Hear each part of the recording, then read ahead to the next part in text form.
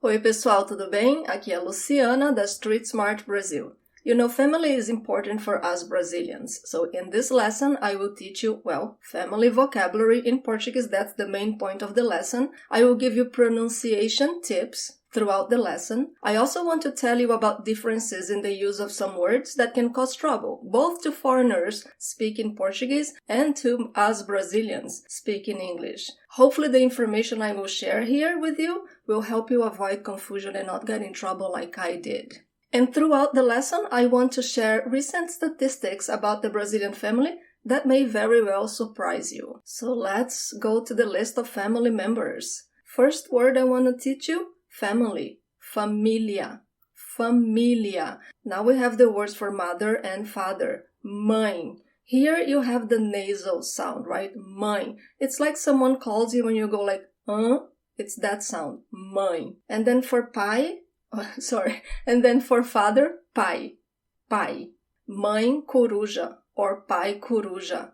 Coruja is an owl, the little animal you see there, but when we call mãe coruja or pai coruja, what it means is, in this case, a doting mother or father, a protective, a proud mom or dad, and it could be a protective, proud sibling, aunt, uncle, etc. So we use the word coruja. For wife, you can say mulher, which means woman, and I know some people don't feel comfortable with the idea of a guy saying this is my woman, but when he says this is minha mulher in this sense, what we hear is my wife. I know, it comes from a male-oriented society, but I don't hear my husband saying my woman. I hear him saying my wife when he says minha mulher.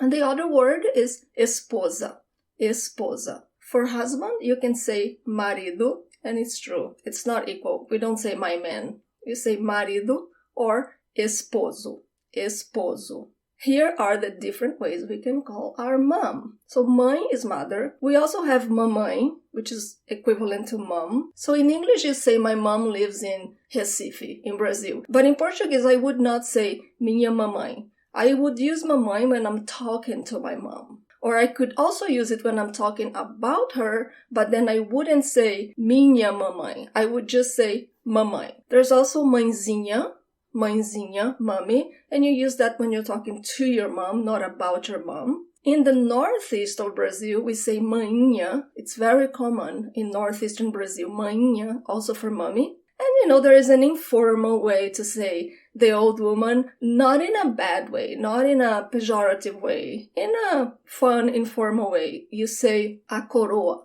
coroa. Coroa is crown as well, but it also means an older person, a coroa. So here are examples of what I was telling you. This sentence is my mother's name is Odete, and this is really my mom's name. So minha mãe se chama Odete. Or I could say mamãe se chama Odete. But I would not say minha mamãe se chama Odete because that sounds like a little child speaking. We have the same equivalent words for father. Pai is father, papai is dad. And just like with mother, I can talk about my father saying papai, but I would not talk about him saying meu papai. We have paizinho, daddy. We have painho in the northeastern of Brazil, mostly painho. And we also call him, the old man, coroa. Coroa. It's the same word for masculine and feminine. The article will say a coroa is my mom, o coroa is my father. Stepmother is madrasta, madrasta. Stepfather is padrasto, padrasto. Okay, this is important. Pronunciation here. The word for parents is pais, pais. The emphasis is on the pa, pa. Because if you say país with the emphasis at the end, you're saying country. It's a different word. So the emphasis on the pa, pais. That's the word for parents, including your mom and your dad together, pais. And this is tricky, right? Because parente does not mean a parent. It means a relative. Parente, parente. In different places in Brazil, the sound of the TE when it's the last syllable of the word is different. So it could be parente, it could be parente, it could be parente. Daughter is filha, filha, and son is filho, filho. The sound of the LH, it's not the tip of my tongue that touches the roof of my mouth. It's sort of the middle of my tongue. It's almost if I have ly in English instead of lh in Portuguese, but it's subtle. Filha, filho. What image do you have of the Brazilian family? Do you imagine a big family? I'm going to share some recent statistics about the Brazilian family, and I think this might surprise you. But first I want to ask you to like the video. I want to ask for your support in the form of likes, comments, and shares, and please subscribe to the channel. Muito obrigada. The Brazilian Institute of Geography and Statistics is called IBGE. That's the acronym. I'll read it again. IBGE.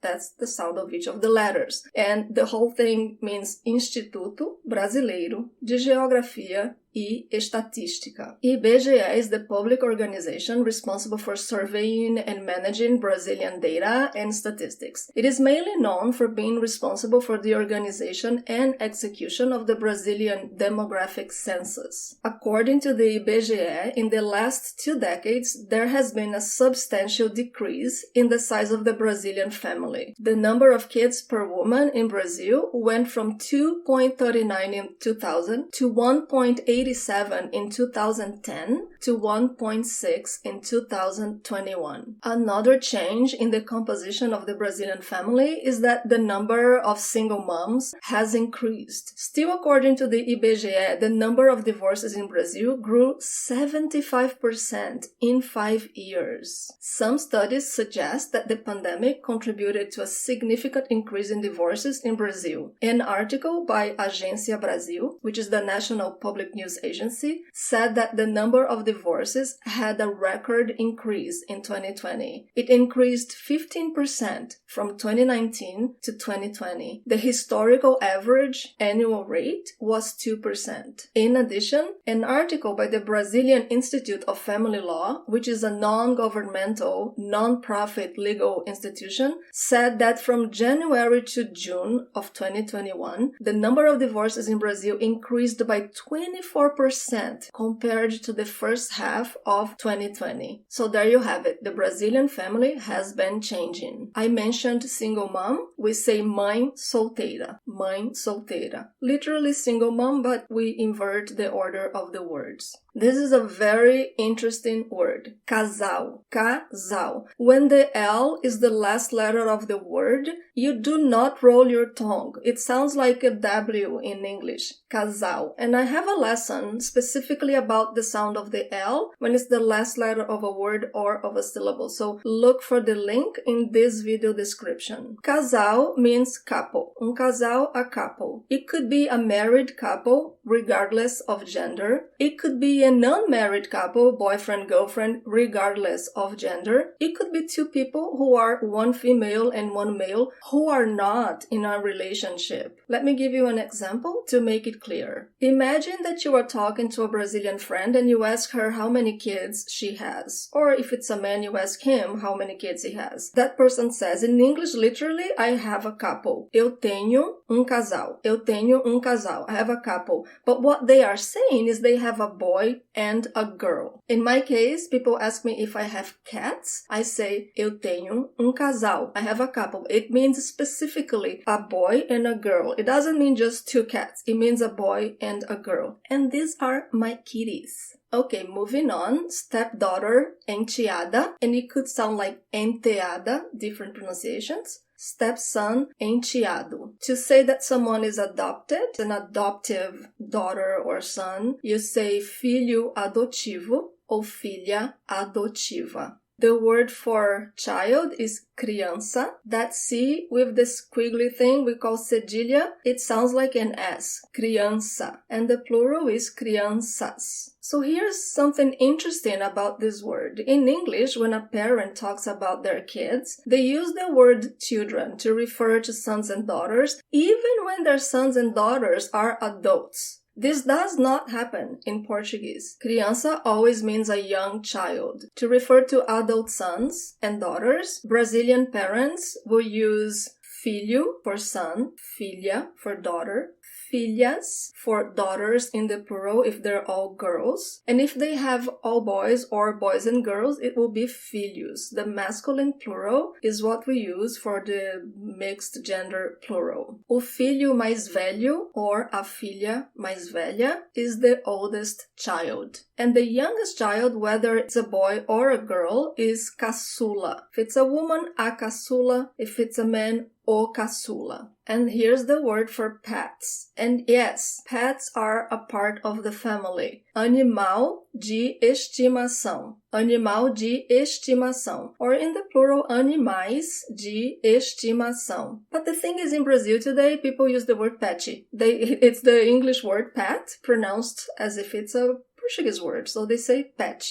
Here we get to the siblings. Sister, irmã. The emphasis is at the end. Irmã. And brother, irmão. Irmão. Stepsister, meia-irmã. Stepbrother, meio-irmão. Sibling. It took me forever to remember the word sibling in English. Because in Portuguese, we just use the words for brother, irmão, or sister, irmã. And if we have siblings, like more than one brother, or we have brothers and sisters, we say irmãos, the masculine plural. And if we have all sisters, we say irmãs, the feminine plural. And tia, tia, uncle, tio, tio, auntie, titia, uncle, titio. Here's a cultural note about the word titia. In Brazil, we use the expression ficar pra titia, which literally would translate to be left to be an aunt, to talk about unmarried women. The idea is that she will be an aunt, but not a mother, because she did not get married. This is an old expression. People still use it.